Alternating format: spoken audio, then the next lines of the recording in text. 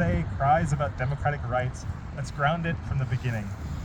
He was elected by the people for change, for a socialist politics. From the Bolivarian Revolution's onset, Hugo Chavez insisted that the Venezuelans' enormous oil wealth belonged to its people, not foreign corporations. He nationalized private oil companies and decreed that natural resources are for Venezuelans and we can use them how we see fit. And what he meant by that was redirecting profits into social programs, schools, clinics, and subsidized food for the poor. A dispatch in 2006 captured the spirit of Chavez's reforms when a Venezuelan bookstore owner applauded the oil expropriation, saying that they were, quote, an act of sovereignty for our country, for our people. These policies won real gains for the majority: literacy programs, healthcare, housing, at the expense of foreign oil investment and profits. Many of the business elite and their families fought back against these changes, allied with their class interests in the American private investment, assassination attempts, coups, and propaganda funded by the U.S. to try to get a foothold in the Venezuelan oil markets. In the U.S.'s eyes, and in their direct foreign policy, written in the veins of Latin America, Latin America continues to exist at the service of all others as a source of reserve of oil and coffee destined for rich countries which profit more from consuming them than Latin America does from producing them. When Chavez dismantled the old order, the menial role of Venezuela in the world market was fundamentally challenged, and the entrenched class that had benefited from the expropriation and fought the benefit of the people. Some moved abroad with capital that they still had and the plunder they had from the expropriation of Venezuelan people. When the coups, propaganda, and litany of other covert CIA operations proved unsuccessful, they moved into economic warfare. The Obama administration openly worked to undermine Venezuela's oil diplomacy and impose the first broad sanctions on Venezuelan oil and officials. These measures targeted the oil sector and finance, crippling the country's ability to import machinery and food.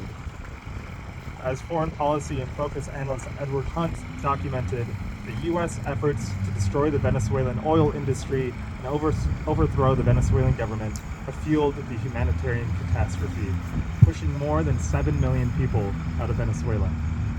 This economic devastation from the U.S. blockades was what the U.S. then used to point and claim for a need for U.S. foreign intervention. It escalated with further embargoes under Trump, utilizing Cold War tactics that left Venezuela's hospitals short on medical supplies and hungry families queuing for soup. This economic warfare is inseparable from the empire. Our need for profits. Oil became central to global capitalism around the mid-20th century, and it became the lifeblood of U.S. imperial dominance. Venezuela, with the world's largest oil reserves, directly challenged that order. Under oil capitalism, profits and power go hand in hand. And capitalists will use every means, from trade policy to military force, to protect their interests.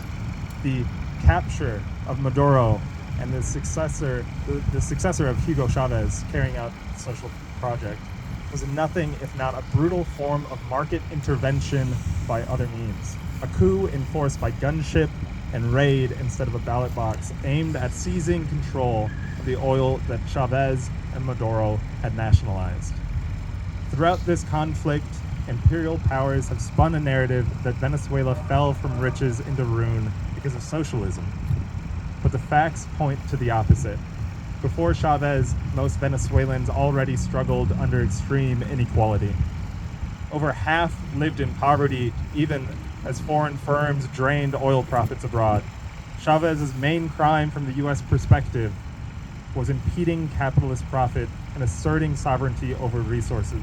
By reclaiming oil for the people, Chavez infuriated transnational corporations and their U.S. backers. Maduro's real offense to the empire has always been this: he continued Chavez's project of social ownership and anti-imperial solidarity, rather than bowing to Washington's demands.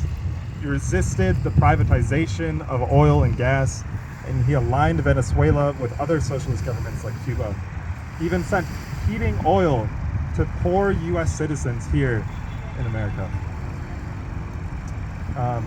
Today, we confront this blatant act of aggression. Our response must be continued solidarity and analysis. We educate our communities about the history and plunder and resistance. Remember that Latin America has been the region of open veins, whose wealth has historically flowed into imperial centers. The same dynamic is at play now. The U.S. government openly cites control of Venezuela oil as the main goal. In Hugo Chavez's words, resource nationalization was meant to benefit all of its people, not foreign shareholders. And when imperial powers try to take back that wealth by force, they must be met with united struggle. And understanding this is key to understanding our power. When you have billionaires donating to both parties, foreign policy designed around stock market returns, when the global trade is set up at an expense of the workers of the world, we have to do more than shout. In the DSA, most of our work is behind the scenes. Between consciousness building, workplace unionizing training, political agitation, and the occasional captivating campaign like you saw in New York City, we change what people believe is possible. But every day we are doing work as a collective to make those moments a possibility. So scream at the injustices, but organize in mass working class movements every day to see real power and make real change. Now I'm going to pass it on to better speakers than me, and we're going to move first here to our comrades over in the Party for Socialism and Liberation and fighting for the global working class every day. Mitch, if you want to come step up to the mic. Thank you. Yeah!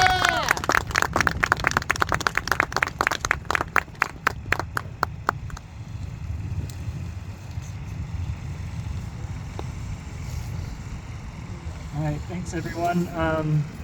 My name is Mitch Schiller. I'm speaking on behalf of the Party for Socialism and Liberation. I really appreciate DSA having us today. It's really important that we keep this movement going and moving, because our enemies are moving every day. I mean, they're always constantly fighting the battle of ideas. They're constantly competing with us for the minds of the people. I want to start with a quote from Chavez. And you can, everybody, we can take a few guesses on when this was actually written. All right. The government of the United States does not want peace.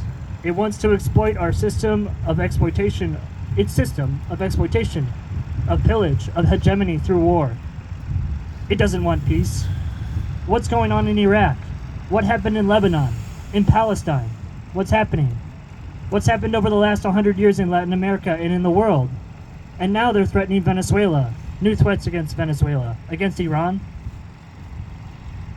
What year do we think that was written in? 2006. Could have been today, right? Could have been today. We see in Palestine, we see the destruction of the world order. We see the United States pushing for what they call peace through strength. And Stephen Miller said it himself. What does peace through strength mean? It means those with power use it and they take what they want. They have no intention of respecting international law. In fact, they set it up in the post-World War II order to serve them. And when it no longer served them, they can toss it aside. I think it's really important to, there's a few things, right? Like, one thing we have to understand is that Venezuela, the war against Venezuela, it is about oil, but it's about a lot more than just oil. And sometimes, as socialists, as communists, we think that it's also about an ideological battle, and it is partly that. But for the most part, it's actually about sovereignty. I mean, that's the easiest way to understand what the U.S. is doing across the world. For example, if everything was ideological, there's not really a reason to go after Iran as hard as they have. That's about sovereignty. It's about a country that does not want U.S. bases in it. It's about a country that does not want to basically kneel at the feet of the United States empire. It's about a country that opposes Israel and has supported resistance across the region for many decades.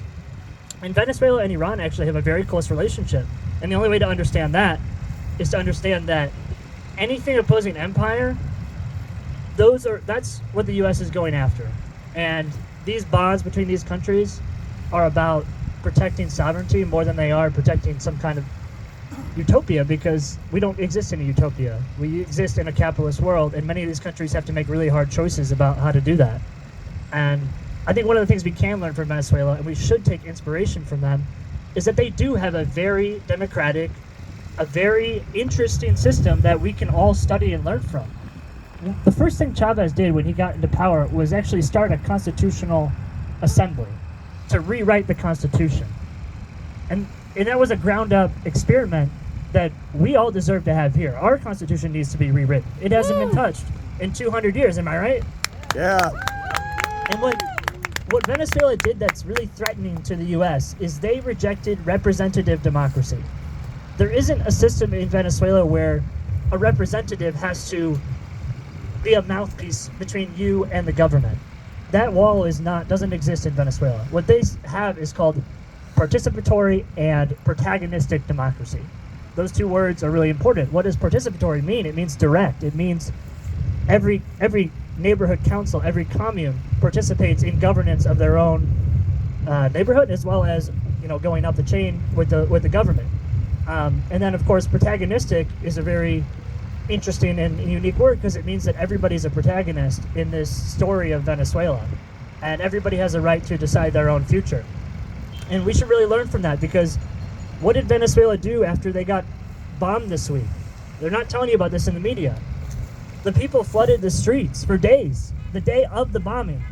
There was basically a countrywide open mic in the capital city where government officials and townspeople, people from the communes could just speak about this assault on their sovereignty, this attack from the empire. And I think that's really powerful. And then the next day we saw an even bigger swarming of the capital, because people remembered in 2002 when the U.S. did succeed in a temporary coup that you got to go to the palace. You got to go to where the capital is, because we have to defend ourselves. So they all went, spontaneously almost, but also not, because it's all organized, right? You're part of a commune. Almost everybody is part of a commune, and that allows them to react quickly. And then on Monday, we saw a women's march for Flores, for the wife of Maduro, who was kidnapped and beaten. I mean, as far as we know, she has broken ribs. I mean, how despicable. And the media is leaving it out, partly is because it's patriarchy, let's be honest here. But the other part is because they don't want to talk about what they did to her. And they don't want to talk about the fact that it would expose that Maduro is not a dictator, because there is a lot more of the government structure that they don't want to talk about. What happened?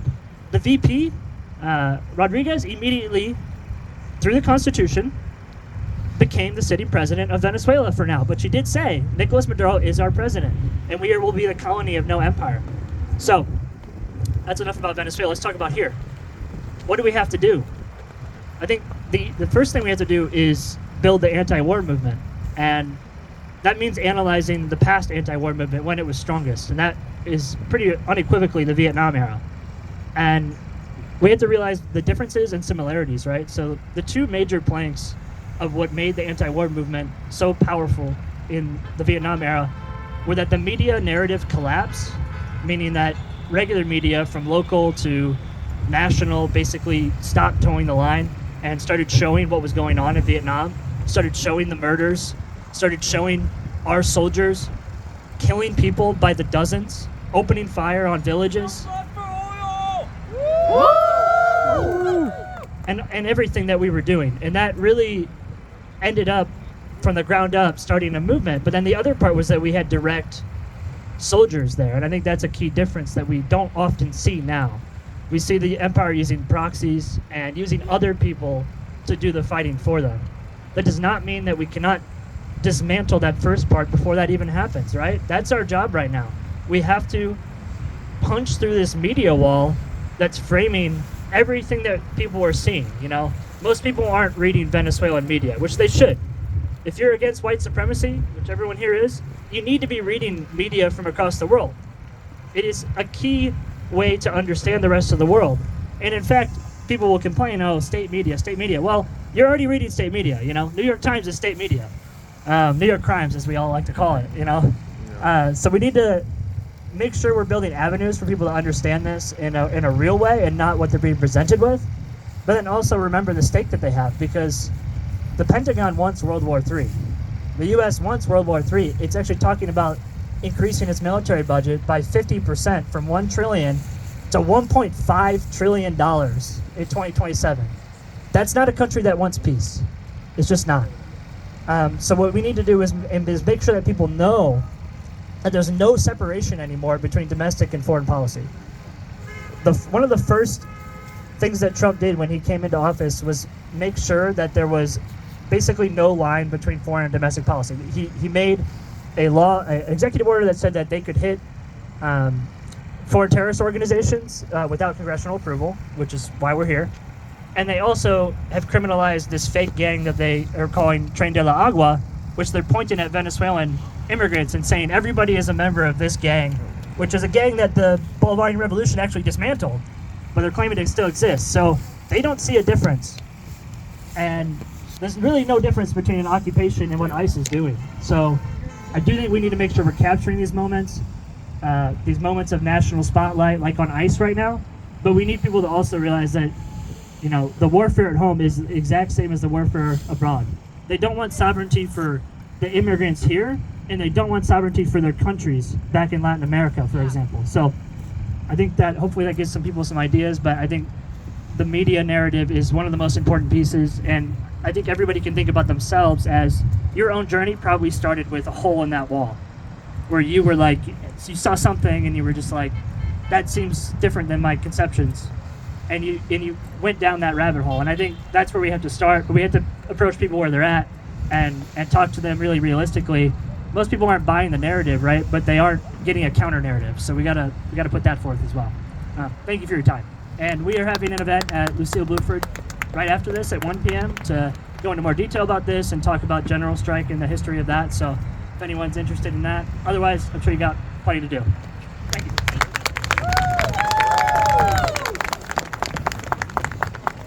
Thank you. And we're going to move on to the president of the local YDSA chapter at UMKC. We're organizing in the universities, in the streets, in our workplaces. But we're going to head over to the president, Sam. If you give a hand. Let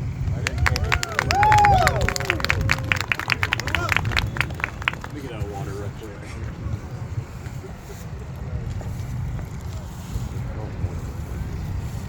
All right. So, howdy, folks. I'm Sam, a member of KCDSA.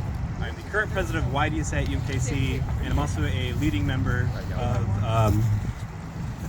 of KC Marxist, a local study group in the area. So last year, I really started a journey on learning what socialism is, socialist theory, and combining that with my birthday's actually tomorrow, and just everything that's happened so quickly this year. The invasion of Venezuela, recent murders committed by ICE, and the bombing of Nigeria on Christmas. I've been really thinking about what my future is. And I think many people in my generation, especially in the working class of my generation, are thinking about it as well.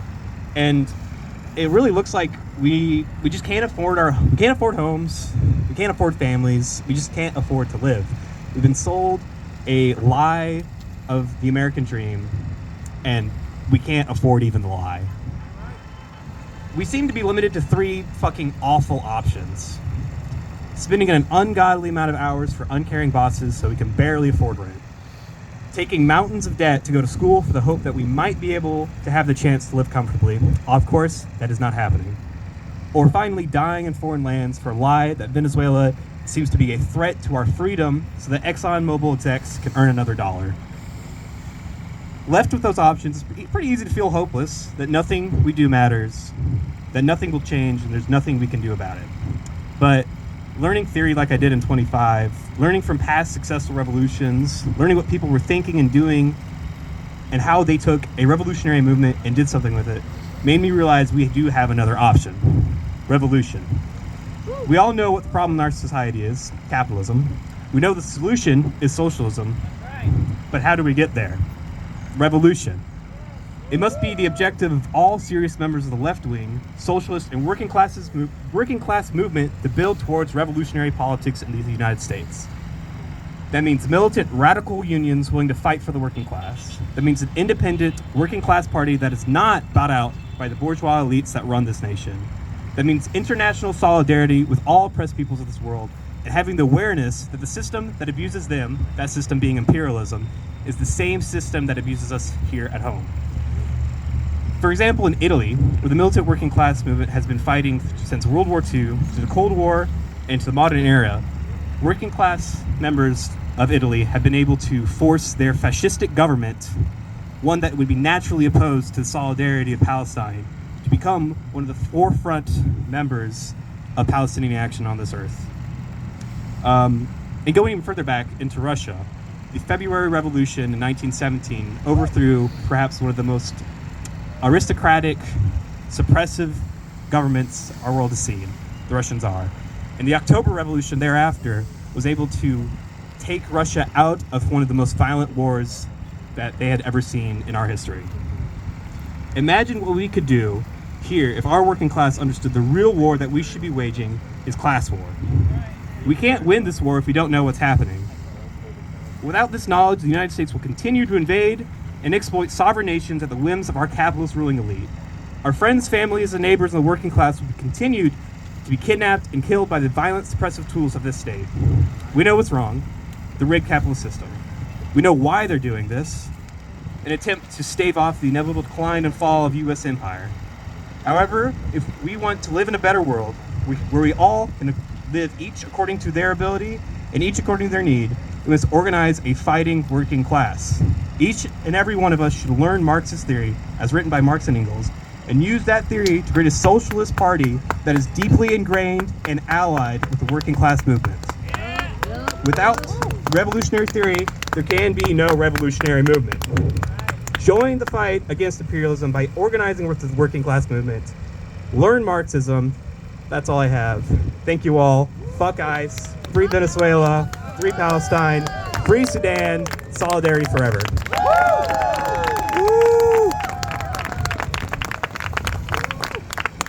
And we're going to move on to one of the first organizers I met when I moved to Kansas City in late 2024. Sunrise Movement's very own Joy, if you would like to step forward. Thank you. Hello, comrades. My name is Joy, and I use they, them pronouns, and I organize with Sunrise Movement Kansas City. Sunrise is a group of young people organizing for climate justice. We recognize and we emphasize that our work is inherently intersectional.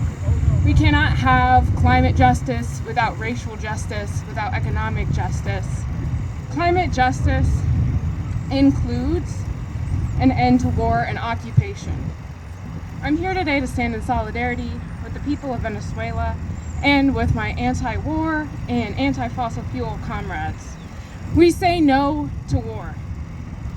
We say no to CIA interventions, kidnappings, and coups.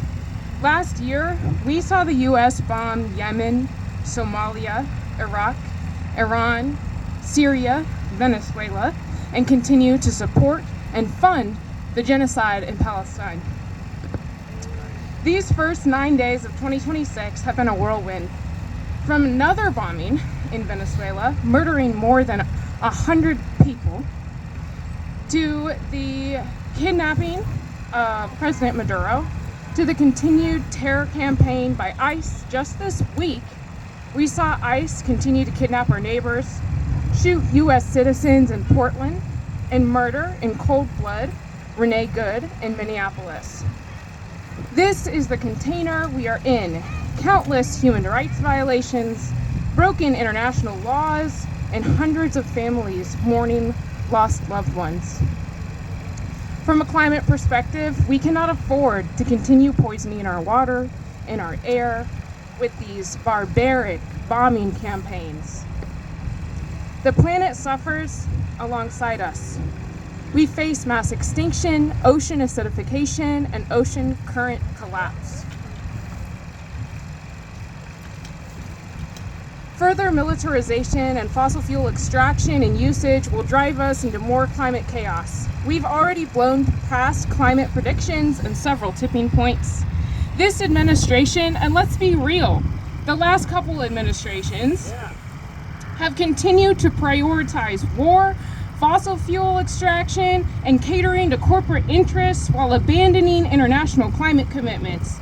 In doing so, these brutal, billionaire-backed leaders continue to put profit and corporate interests over people and our planet. I've had enough of this archaic shit. I think we've all had enough. No more fossil fuels, no more war. My dear neighbors, thank you for sharing this weight with me today. Thank you for saying this is too much. We must continue fighting for justice, for peace.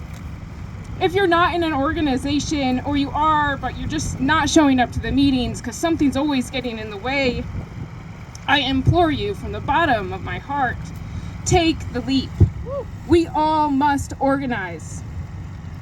What you will find in these organizing spaces is hope. It is community. A better future is possible, but it takes work, and it takes all of us, you and I, showing up time and again. Finally, to the perpetrators in DC and the enablers in New York, release President Maduro and his wife. To Venezuela, we are with you, comrades. Viva Venezuela, long live the working class revolution.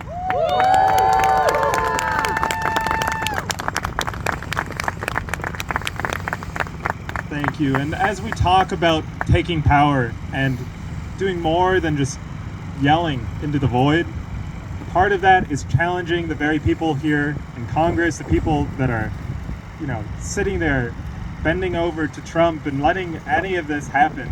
And that is why in the DSA we do run revolutionary campaigns like the one in New York City and like the one that we're running here in Kansas City right now. So I would like to introduce our own comrade Hartzell Gray, who is running for Congress so that we can burn this whole system down and build anew. Hartzell. Well, it is just, well, first things first, Drew, there will be yelling and screaming, but maybe not today, because I know for a lot of us, our hearts are so incredibly heavy, but in this pain, I find power, which is why we have to stand up and fight back. We have to stand up and fight back together, collectively. These are the times that try our souls, but like Frederick Douglass said, we have to bring the fire, we need the whirlwind, we need the earthquake, we need us. And when I think of our dearly departed Renee Good, may she rest in perfect peace and light. I also think about, again, just another example of the oppression of the empire on the throats of the working class, of our people, on the throats of us. So yes, absolutely, we have to abolish and defund ICE, point blank. That is the bare minimum for any elected, and if they don't say so, we will force the issue to them. So we need to bring that money. We need to bring that money back home to create pathways to citizenship, protections for DACA and DAPA, to make sure that we can build and find ways to uplift our folks so that we can be free.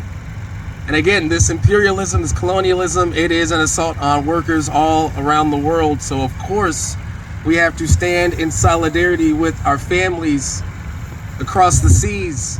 In solidarity, we have to divest from the war machine. We have to bring, again, that money back home to our communities, to our folks here in Kansas City, all throughout our district, all throughout this state, all throughout this country. We need to get out of the game of genocide.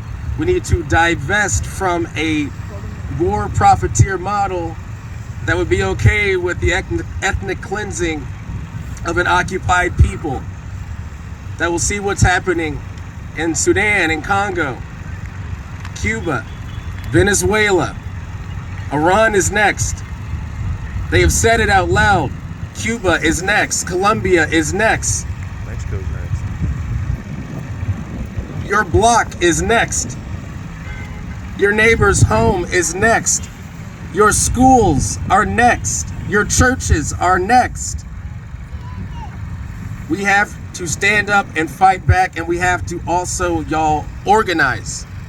Like our life depends on it, because it does.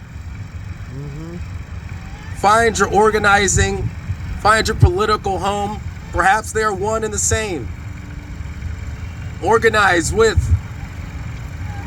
your neighbors next door, with folks in your workplace. Find your folks who you share a mutual self-interest of liberation. And then we go and we make ourselves free. And if I can close with this, and I hope it's appropriate, but I just cannot get this off my mind. I'm a fan of Star Wars. I'm all yes. All my sleeves are tattoos of Star Wars, right? And there's this quote from, the author's name is Claudia Gray. She wrote a book called Master and Apprentice, and there is a section about the light. What does it mean to go towards the light, to be on the side of good when history calls to draw that line in the sand? And so if you would allow me just for a brief second. Balance would mean the darkness would be just as strong as the light. So it doesn't matter what we do, right? Because in the end, hey, it's a tie. It doesn't matter which side we choose. But Qui-Gon said quietly, he said, it matters. It matters which side we choose. Even if there will never be more light than darkness. Even if there can be no more joy in the galaxy, in our country, in the world, then there is pain. But for every action we undertake, for every word we speak, for every life we touch, my friends, it matters. If we don't turn toward the light because it means someday I'll win some sort of cosmic game, no, that's not why I turn. I turn because it is the light. And at no point did Renee Good stray away from the light. And she was murdered for it. At no point did our martyrs in Palestine stray from the light. At no point do you and I have the time or the patience to stray from the light. So let us win this, because we are the light. Solidarity forever. Yeah! Woo! Oh gosh, I'm supposed to say that. Sorry. We're doing a canvassing with the campaign tomorrow, actually, and it's led by our comrades, my brothers and sisters, my family of KCDSA, of which I'm a proud member, and I am so excited to send a socialist agenda, one that is rooted in the power of the people. Hey, I'm not going nowhere. We are headed to Washington, D.C. So pack your bags and join us tomorrow. Also, HeartsWillForCongress.com.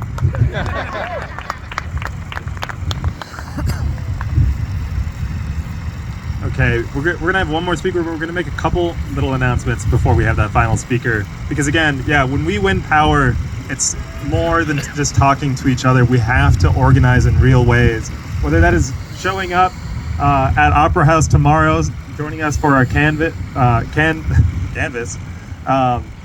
and or if the comrade AJ wants to come up, do a quick shout out for what y'all are doing here at the end of the month. You want to give a shout out there? Or I'll just read it. Yeah.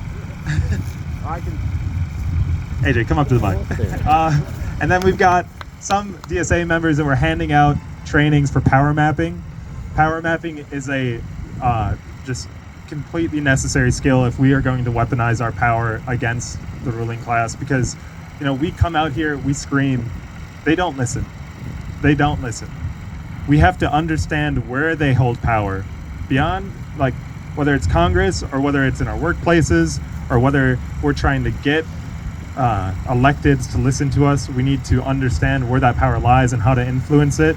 So if you really want to understand that, also scan the power mapping trainings that some DSA members were handing out so that we can teach you how to weaponize your own power and start building transformative change, whether that's tenant unions, workplace unions, whether that is campaigns like Sunrise and agitation for a free and fair transit system here in KC. But another way here is always keeping yourself up to date with revolutionary theory. AJ, you want to quickly speak to that? Hi everyone, I'm AJ. I'm a union construction worker here in Kansas City and a volunteer writer for the Worker newspaper. Just wanted to announce we are having an event on the 31st of January this month. Some of you got a flyer here. It's going to be at the Plaza Library over here at 12:30 p.m. We're going to be going over an editorial board from the Worker about the fundamentals of communist work in the current conditions. We're going to be discussing revolutionary strategy and how we move forward from trying to change the conditions that we have, right? And I welcome everybody to scan that QR code from the flyer that you have there to check out some of the pieces that we have on the Worker. We've covered Venezuela, we've covered Palestine. We've been writing for about 2 years and trying to grow the paper.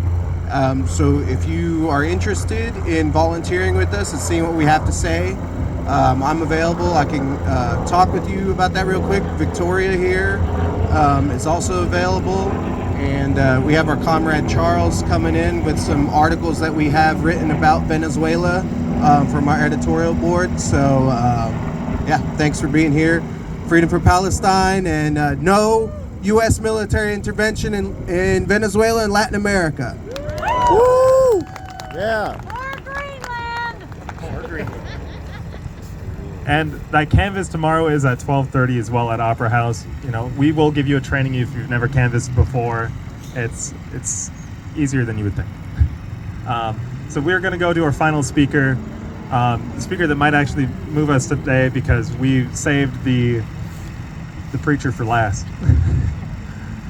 So if you welcome our own political education steward, Tyler, and give a round of applause. Woo! Hi, let's get some energy. Alright! Can we get a fuck guys? Fuck guys! Can we get a fuck Trump? Fuck Trump! All right. I would say Happy New Year, but instead I'm going to say welcome to the American century of humiliation. Woo! Recently, a reporter asked Donald Trump if there is anything that can be a check on his power, specifically regarding the administration's saber-rattling over Greenland. He responded, quote, "My own morality, my own mind. Yeah. It is the only thing that can stop me." When pressed about international law, he responded, "I don't need international law." This should rightly anger you. Fuck him. But it shouldn't surprise you. And I don't just mean because Donald Trump is the one who said it. There has never been a president of this country who was interested in following international law over his own interests. That's right. Donald Trump is not the cause, he is the symptom. He is the most American president we have ever had. The United States Constitution was written by a bunch of slave-owning genocide heirs and rapists. So Donald Trump is in good company. Since international law was established, the United States has continued to commit countless atrocities, genocides, and war crimes throughout the world. And it has massacred its own residents, particularly minorities whose voices have been unheard by the masses. And it is noteworthy that when Donald Trump says he does not need international law, this is also an indictment of international law. At no point have the self-appointed arbiters of international law expressed any interest in stopping imperial aggression. They have only emboldened it. That's right. Where was international law when Joe Biden was assisting Israel's genocide in Gaza? Nowhere. What has international law done to protect the Sudanese people from America's friends, the UAE? Nothing. Will international law intervene to stop the genocide in Congo? No. No! That's where we get cobalt to power our fucking data centers. Right. You see, we need those child slaves for this economy to run. After Netanyahu was indicted by the International Criminal Court, the ICC, its prosecutor Karim Khan stated that a government official told him the ICC was, quote, built for Africa and thugs like Putin. The ruling class openly admits that international law exists to protect American capital. So if the moral compass of our pedophile president won't stop the war machine, and if international law refuses to stop it, then whose responsibility is it? Ours. Is it the responsibility of the Venezuelan citizens? No. Is it the responsibility of the Cuban citizens? No. Is it the responsibility of the Sudanese or Congolese slave children mining cobalt for our phones? No. Is it the responsibility of Palestinians who are starving and freezing to death as Israel violates daily the so-called ceasefire? No. No. It is the responsibility of the working class in the United States. Hell yeah. Yeah. That's me, and that is you. Yeah. The workers are the ones who build the bombs and the planes. We are the ones who work the register and stock the shelves at Walmart. We are the ones who drive for Amazon. We are the ones who drive the 18-wheelers filled with pallets and pallets of commodities for consumers, which keeps this imperialist capitalist system running. There is a reason that the United States government would assist steel barons like Andrew Carnegie and auto magnates like Henry Ford by sending Pinkertons and soldiers to brutalize factory workers who tried to unionize. Right. There's a reason Ronald Reagan unilaterally fired all of the air traffic controllers who went on strike in 1981. That's right. There is a reason it is illegal for most unions to go on strike. Yep.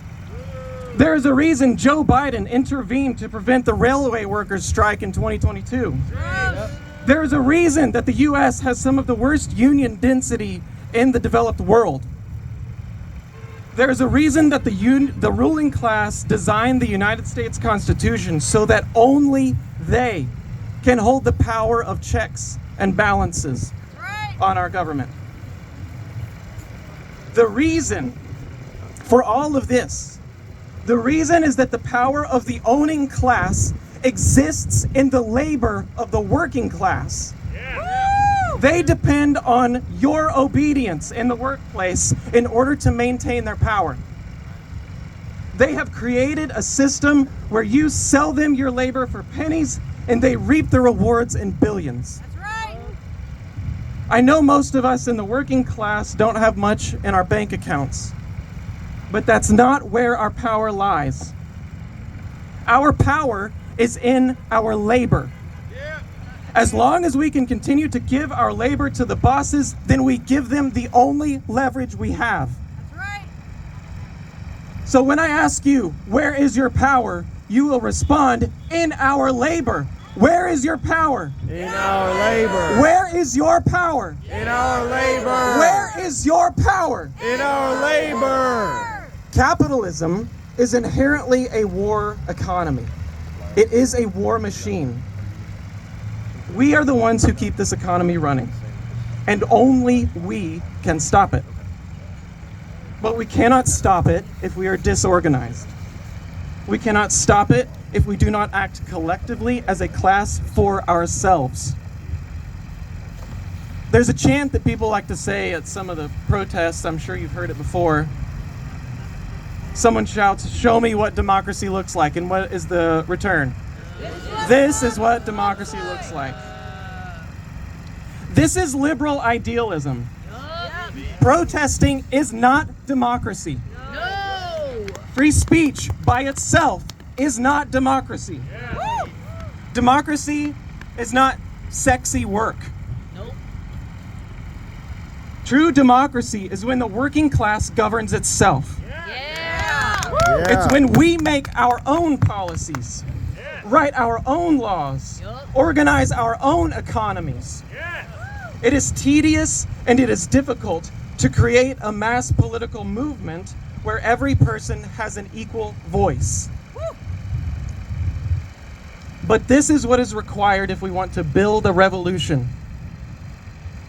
So if you want to see what democracy looks like, then come to the KCDSA's power mapping training that we're going to have. You should have cards in your hands with QR codes that you can scan.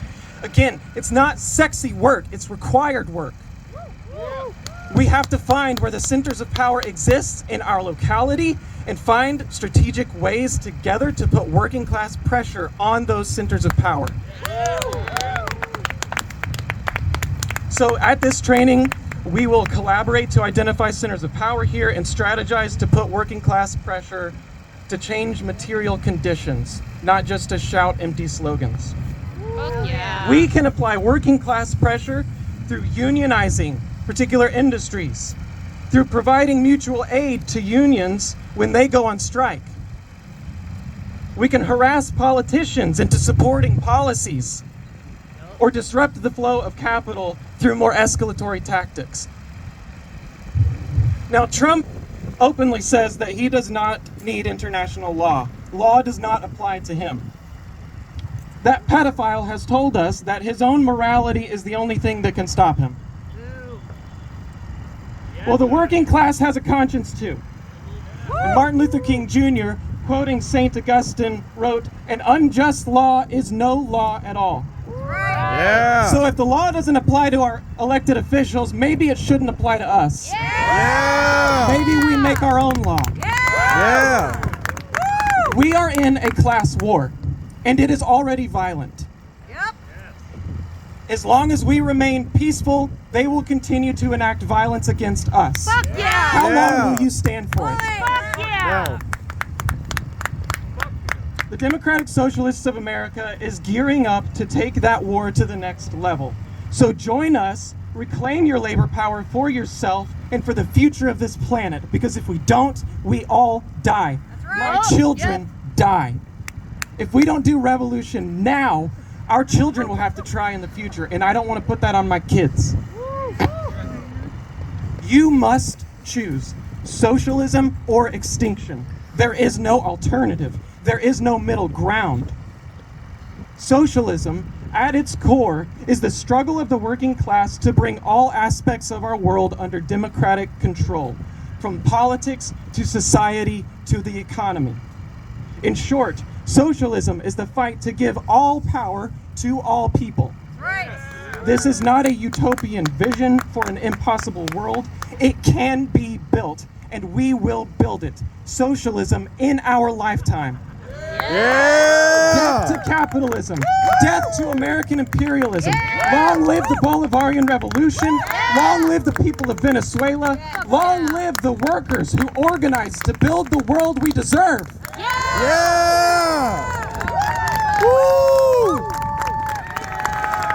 yeah.